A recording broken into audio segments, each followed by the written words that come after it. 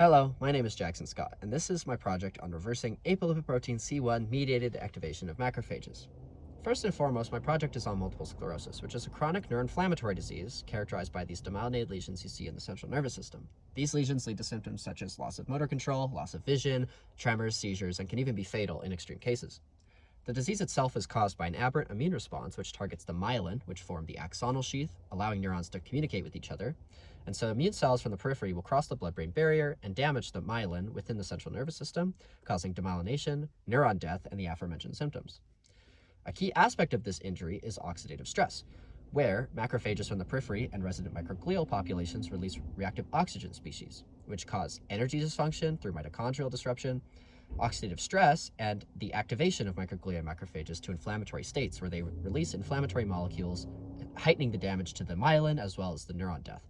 And so this contributes to the disease progression and severity. In RNA sequencing analysis, we discovered that these myeloid cells release apolipoprotein-C1 in abundance in human MS tissue and in animal models of the disease. We also discovered that this protein increases the oxidative stress markers such as NADPH oxidase 2, NOX2 expressed by these macrophages and microglia populations. It also leads to neuron death and demyelination and increases the amount of reactive oxygen species we see in the tissue. However, this is a novel neurotoxin in multiple sclerosis, and so literature fails to provide ways to inhibit it or modulate its neurotoxic effects. And so we hypothesized that inhibiting the effects of apolipoprotein-C1 stimulation on bone marrow-derived macrophages will attenuate macrophage activation and NOX2 expression. We wanted to do this and test this by creating a drug screen using the NINDS Custom Collection 2 compound library, which is a collection of FDA-approved therapeutics used for a variety of conditions and diseases. Of the 1,000 compounds in this library, 249 have been previously screened for blood-brain barrier permeability and lifespan in the central nervous system, and so this was our starting point.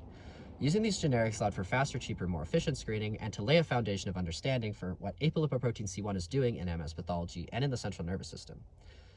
For our methods, we took bone marrow-derived macrophages from the femurs and tibia of mice, grew them, and then treated them with 10 micromolar of the drug solution, or media if it's the control, let it sit for an hour before adding the protein, apolipoprotein-C1, at 10 microgram per milliliter, and then we would stain for NOX2 expression, which was our marker of oxidative stress.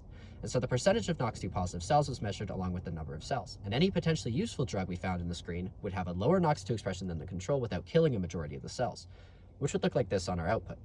We have, in the control, an increase in NOX2 expression when the protein is added. However, in the drug, this increase is prevented while not killing all the cells. If all the cells died, then there would be no NOX2 expression anyways. And so our data looks like this. We have hits like trifluoroperazine here, which reduced NOX2 expression across the board in both before and after the protein was added. However, we also have drugs like glyburide, which, though it did increase as the protein was added, it increased less. And so these were our hits, or potentially useful drugs, that we continued to experiment on, doing repeat experiments and dosage testing. As you can see also, the cells did not die in this case. And in this immunofluorescent image, you can see in the control, we have a low level of NOX2 expression increased when the protein apolipoprotein-C1 is added. However, in trifluoroperazine, for example here, this increase is prevented. And so we screened 211 compounds throughout this experiment, and we highlighted 4 promising therapeutics that consistently reduce apolipoprotein-C1-mediated NOX2 expression without being toxic. These were trifluoroperazine, which is an antipsychotic, glyburide or glyblanclamide, which is a diabetic drug, pregabalin, which is an anti-tremor drug, and hydroxychloroquine, which is an anti-malarial drug that's actually in clinical trials right now for multiple sclerosis.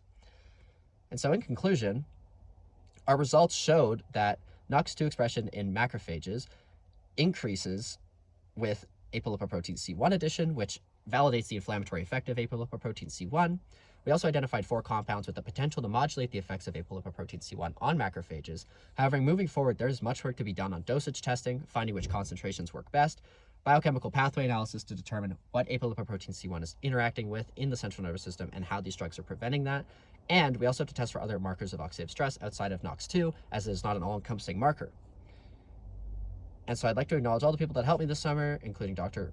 Wei Yang, who is my principal investigator, as well as Dr. Attenuate, my supervisor. And here are my references, and thank you so much for your time.